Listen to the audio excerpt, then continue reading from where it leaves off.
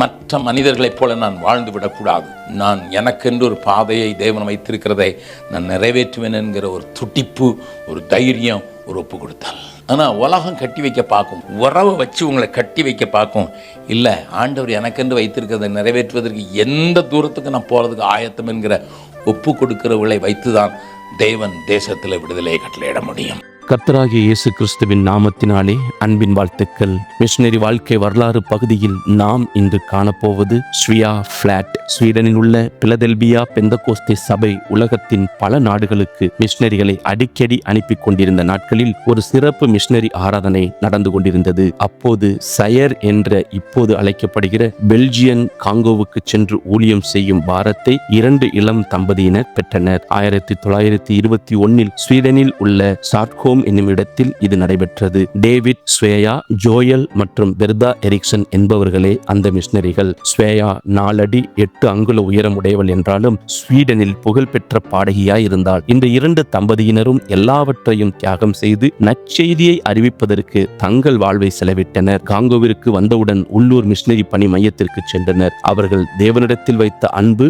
மற்றும் அர்ப்பணிப்பு நிமித்தமாக தேவனுடைய வழிநடத்துதலை ஏற்று காங்கோவின் உட்பகுதியில் நற்செய்தி அறிவிக்க சென்றனர். டேவிட் மற்றும் ஸ்வேயா தம்பதியர் காங்கோ காடுகளின் பாதையில் சென்றபோது தங்களுடைய 2 வயது மகனை முதுகில் சுமந்து சென்றனர். மலேரியா காய்ச்சலினால் அனைவரும் தாக்கப்பட்ட போதும் சுவிசேஷ பணியிலிருந்து அவர்களை எதுவும் தடுத்து நிறுத்த முடியவில்லை. கடைசியாக அவர்கள் எண்டோலாரா எனும் கிராமத்திற்கு வந்து சேர்ந்தனர். அவர்களுடைய உள்ளூர் கடவுள்கள் கோபப்படுவார்கள் என கிராம தலைவன் அவர்களை உள்ளே நுழைய அனுமதிக்கவில்லை. அவர்கள் உள்ளே செல்ல அனுமதிக்கப்படாததால் அரை மைல் தூரத்தில் ஒரு இடத்தை கண்டுபிடித்து அவர்கள் வசிப்பதற்கென மண் வீடுகள் கட்டினர். அந்த கிராமத்தில் இருந்து கோழிகளையும் முட்டைகளையும் விற்பதற்காக வாரத்திற்கு ஒரு முறை ஒரு சிறுவன் வந்து அவர்களோடு தொடர்பு கொள்ள அனுமதி அளிக்கப்பட்டது. வேறு எந்த ஆப்பிரிக்கரோடும் தொடர்பு கொள்ள முடியாவிட்டாலும் இந்த சிறுவனையாவது கிறிஸ்துவண்டை வழிநடத்த வேண்டுமென ஸ்வேயா விரும்பினார். அவனுடன் அன்புடன் பேசி கிறிஸ்துவிடம் அவனை வழிநடத்துவதில் வெற்றியும் கண்டாள். எரிக்சன் தம்பதியர் மலேரியாவால் மிகவும் பாதிக்கப்பட்டதால் மத்திய மிஷனரி பணி மையத்திற்கு திரும்பிவிட்டனர். ஸ்வேயா தம்பதியரும்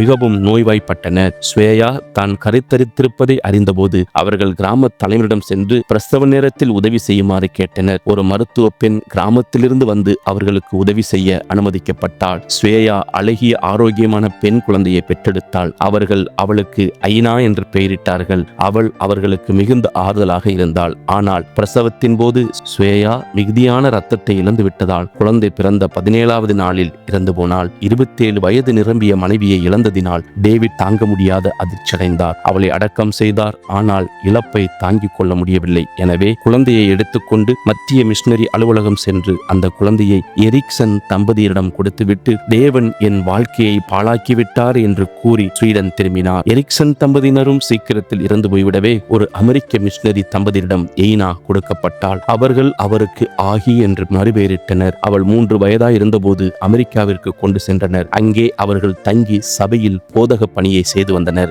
ஆகி டெண்டா கோடாவில் வளர்ந்தாள். பின் மினியபோலிஸில் உள்ள வட மத்திய வேதாகம கல்லூரியில் படித்தாள். அங்கே டூவி ஹஸ்ட் என்பவரை சந்தித்து மணந்து கொண்டாள். இவர் சியாட்டில் இருந்த ஒரு கிறிஸ்தவ கல்லூரியின் தலைவராயிருந்தார். ஆகி ஒரு மிஷனரி தம்பதியர் மூலம் தன்னுடைய இளமை காலத்தை குறித்தும் தன் தகப்பனை குறித்தும் கேள்விப்பட்டார். ஒரு நாள் வேற்றுமொழி பத்திரிகை ஒன்று அவளுக்கு கிடைத்தது. அதில் ஸ்வேயா ஃபிளாட் என்ற பெயருடன் பதிக்கப்பட்ட கல்லறையின் படத்தை கண்டாள். மொழிபெயர்ப்பாளர் ஒருவர் அதனை ஆங்கிலத்தில் மொழிபெயர்த்தார். அந்த கதையானது எண்டோலராவுக்கு சென்ற ஸ்வேயா மற்றும் டேவிட் தம்பதியருடைய கதை. அதில் ஸ்வேயா மூலம் ஆண்டவரிடம் வழிநடத்தப்பட்ட சிறுவன் அநேக வாலிபர்களையும் கிராம தலைவன் உட்பட பல முதியவர்களையும் கிறிஸ்துவுக்குள் நேராக வழிநடத்தியதையும் குறித்து எழுதப்பட்டிருந்தது. ஸ்வேயாவால் கிறிஸ்துவை ஏற்றுக்கொண்ட அந்த சிறுவன் 600 பேருக்கும் மேற்பட்ட கிராம ஜனங்களை இயேசுவண்டை வழிநடத்தினான். இந்த காலங்களில் ஆகியின் தகப்பனார் மறுமணம் புரிந்து கொண்டு ஸ்வீடனில் வாழ்ந்து வந்தார். அவருக்கு 4 பிள்ளைகள் இருந்தனர். அவர் நாஸ்திகனாகவும் குடிகாரனாகவும் மாறியிருந்தார். ஆகி ஸ்வீடனுக்கு போய் தன்னை பற்றியும் ஸ்வேயா மூலம் நடந்தவற்றையும் அன்புடன் கூறினாள்.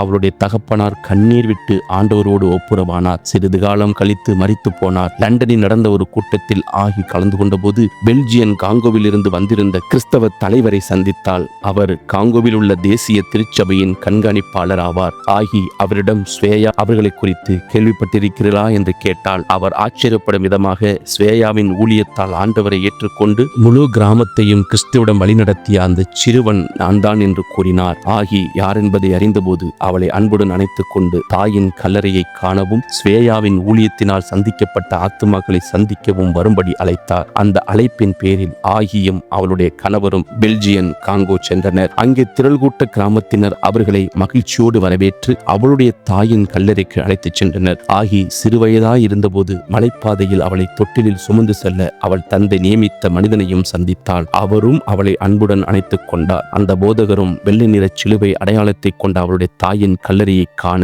அவளுடன் சென்றார். ஆகி அந்த மண்ணில் முழங்கால் படியிட்டு தன்னுடைய தாய் அவ்விடத்தில் செய்த ஊழியங்களுக்காக ஆண்டவருக்கு நன்றி செலுத்தினாள். அந்த நாளில் அக்கிராமத்தில் நடந்த சபை ஆராதனையிலும் பங்கு பெற்றாள். யோவான் 12:24 மெய்யாகவே மெய்யாகவே நான் உங்களுக்கு சொல்லுகிறேன், கோதுமை மணியானது நிலத்தில் விழுந்து சாகாவிட்டால் தனித்திருக்கும், செத்ததையாகில் மிகுந்த பலனை கொடுக்கும் என்ற வசனத்தை போதகர் அன்று வாசித்தார். கண்ணீரோடு விதைக்கிறவர்கள் கம்பீரத்தோடு அறுப்பார்கள். அள்ளி தூவும் விதையை சுமைக்கிறவன் அழுது கொண்டு போகிறான், ஆனாலும் தான் அறுத்த அரிகளை சுமந்து கொண்டே கெம்பீரத்தோடு திரும்பி வருவான். சங்கீதம் 126:5-6 எனும் வசனங்கள் நினைவு கூர்ந்தவளாய் தன் தாயைப் போல தியாகமாக சேவை செய்ய மீண்டும் ஒரு முறை தன் வாழ்வை தேவ பணிக்கு அர்ப்பணித்தாள். ஸ்வீடனிலிருந்து பெல்ஜியன் காங்கோவுக்கு தன் கணவருடன் மிஷனரியாக சென்ற ஸ்வேயா கிராமத்தினுள் அனுமதிக்கப்படாததால் ஊருக்கு வெளியே மண்வீடு கட்டி வசித்தார். பல இடர்பாடுகளுக்கிடையில் வாரம் ஒரு முறை மட்டுமே சந்தித்த ஒரே வாலிபனை கிறிஸ்துவினிடம் வழிநடத்தி அவன் மூலமாக நூற்றுக்கணக்கானோரை இயேசுவின் மந்தையில் சேர்த்து